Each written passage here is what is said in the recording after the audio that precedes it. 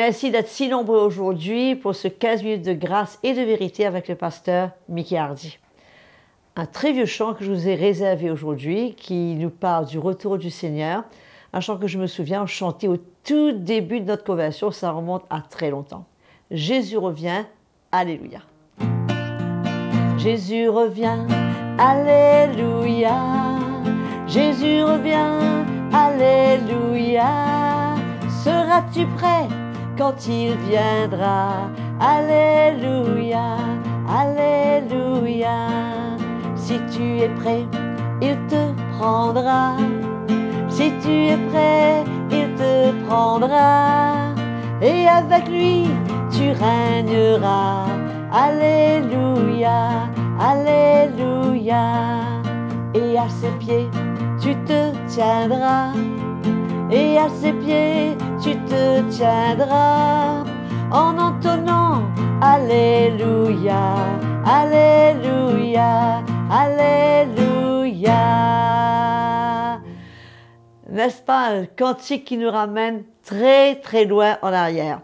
Mais comme ce chant du dit, Jésus revient bientôt. Et dans les déclarations des apôtres, que le pasteur Mickey Hardy va continuer à partager, aujourd'hui il va nous parler de cette déclaration de Jacques, dans Jacques 5, 7 et 8, qui nous dit « Soyez patients jusqu'à l'avènement du Seigneur ». De quelle patience il parle? Il se sert d'illustration d'un laboureur. Il parle comment le laboureur, après avoir semé, il attend les premiers fruits et aussi en attendant la pluie. Donc voyons comment cela s'applique à nous et accueillons le pasteur Mickey Hardy sans plus tarder. Bonjour, bonjour à tous, très fidèles spectateurs qui connectent tous les jours et aussi d'autres qui se joignent à nous de temps à autre ou des nouveaux. Nous vous souhaitons la bienvenue à notre programme 15 minutes de grâce et de vérité. Bien entendu, c'est une joie et une grâce de pouvoir louer le Seigneur quelques minutes et nous remercions la sœur Audrey pour cela, qui est fidèle à son poste. Et donc, aujourd'hui, nous allons parler à partir de l'épître de l'apôtre Jacques, au chapitre 5. L'épître de Jacques au chapitre 5. Nous continuons à parler sur les déclarations des apôtres et nous sommes encouragés tous les jours par ces exhortations, ces paroles écrites par les apôtres, poussées par le Saint-Esprit, qui aujourd'hui nous éclaire et nous fait comprendre le plan de Dieu dans notre vie chrétienne, qui est toujours avec beaucoup d'épreuves et de difficultés, mais nous savons que Jésus est toujours fidèle lui aussi dans sa grâce pour se manifester envers nous, pour nous aider. Donc nous lisons le verset 7 dans l'épître de Jacques au chapitre 5. « Soyez donc patients, frères, jusqu'à l'avènement du Seigneur. Voici le laboureur attend le précieux fruit de la terre, prenant patience à son égard, jusqu'à ce qu'il ait reçu les pluies de la première et de l'arrière-saison. Vous aussi, soyez patients, affermissez vos cœurs, car l'avènement du Seigneur est proche. » Amen. Quel encouragement de l'apôtre Jacques qui nous enseigne d'être patients. Comme quoi, nous avons bien besoin de développer ce fruit de l'esprit qui est la patience, parce que toute chose n'arrive pas au moment que nous voulons, toute chose n'arrive pas, allons dire rapidement, mais la parole de Dieu nous enseigne comment nous avons besoin d'être patients comme le laboureur, celui qui sème ses graines, qui attend la pluie de la première et de l'arrière-saison et qui sait dans son cœur qu'il va récolter. Il a cette assurance. Amen. Vous savez, je suis de temps à autre intéressé moi-même au jardinage. Et je passe quelques minutes, presque tous les jours, à voir les légumes pousser. Et souvent, on met en terre des semences. Et souvent, ça tarde à venir.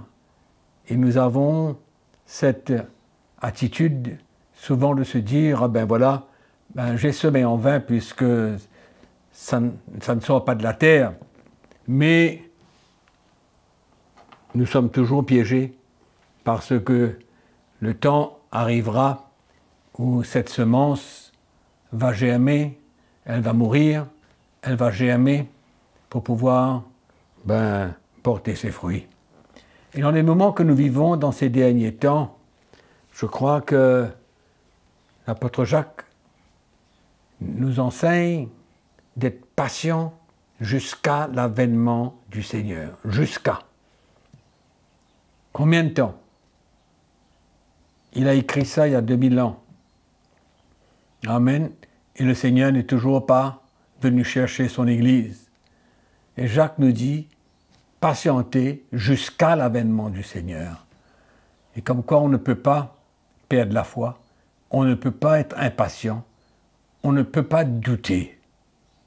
On n'a pas le droit de douter, parce que nous avons cette assurance que Jésus reviendra chercher son peuple, son Église, tous ceux qui auront cru en lui, tous ceux qui auront accepté le Seigneur comme Sauveur et Seigneur. Donc, dans ces derniers temps, nous savons que l'ennemi fait rage et nous savons que nous serons éprouvés. Notre foi sera éprouvée par diverses épreuves. Même l'apôtre Jacques en parle dans son premier chapitre. Par diverses épreuves, nous allons être mis à l'épreuve. Et donc, combien nous avons besoin de persévérer, de patienter, d'être dans la foi, de ne pas relâcher.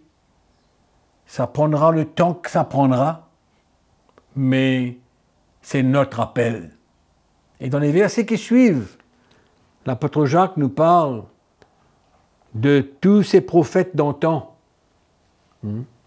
qui ont persévéré, qui n'ont pas relâché, malgré les persécutions, malgré l'opposition, même comme Jérémie le prophète qui a pendant 40 ans de sa vie, a persévéré pour reprendre, mettre en garde le peuple d'Israël, afin d'éviter les malheurs. 40 ans, il a persévéré, il a patienté. Et l'apôtre Jacques nous dit, prenez comme modèle de souffrance et de patience les prophètes qui ont parlé au nom du Seigneur. Nous disons bienheureux ceux qui ont souffert patiemment. Amen. 40 ans, c'est, allons dire, un temps qui pousse au découragement. Parler, ne pas avoir de résultats. Continuer à parler et ne pas voir des résultats dans la vie du peuple d'Israël. Et ces prophètes, la Bible nous dit, patience, ils ont souffert patiemment. Et ils ont persévéré jusqu'à la fin. Ne perdons pas courage, mes frères et sœurs. Patientons, car le moment de l'avènement ne va pas tarder, surtout dans les temps que nous vivons. Amen. Nous ne persévérons pas en vain. Nous n'avons pas de la patience en vain. Le laboureur ne sème pas en vain. Il y a un jour, il y a un temps choisi par le Seigneur. Entre-temps, qu'importe les situations, qu'importe les épreuves, qu'importe les moments difficiles, nous sommes appelés à persévérer et à patienter. Et il nous dit, soyez patients jusqu'à l'avènement. Extraordinaire. Soyez patients, affermissez vos cœurs, car l'avènement du Seigneur est proche. Il est proche. À 2000 ans de cela, il était proche. Mais aujourd'hui, nous avons tous les signes qui montrent que le Seigneur ne tardera pas. Donc, pour les prophètes, ça a été long. Pour nous, aujourd'hui, qui vivons avec le Seigneur, je ne pense pas que ce sera aussi long comme cela a été pour le prophète Jérémie.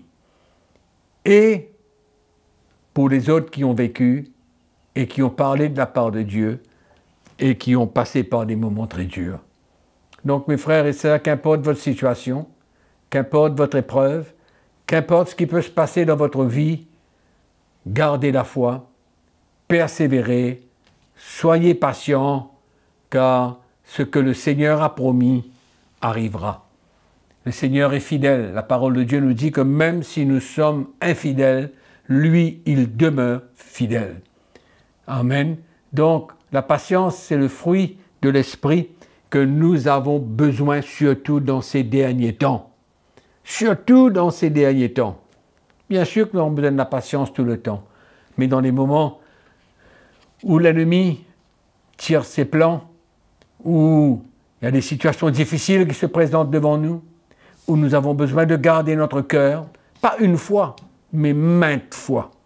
Mais soyons patients, persévérons, restons dans la foi et nous verrons la gloire du Seigneur. Nous verrons la fidélité de Dieu et entre-temps, nous expérimenterons la grâce de Dieu dans ces moments. C'est pourquoi ce n'est pas le moment d'abandonner. Ce n'est pas le moment de douter. Ce n'est pas le moment d'arrêter la course. Il faut continuer, il faut patienter jusqu'à la fin. Alléluia.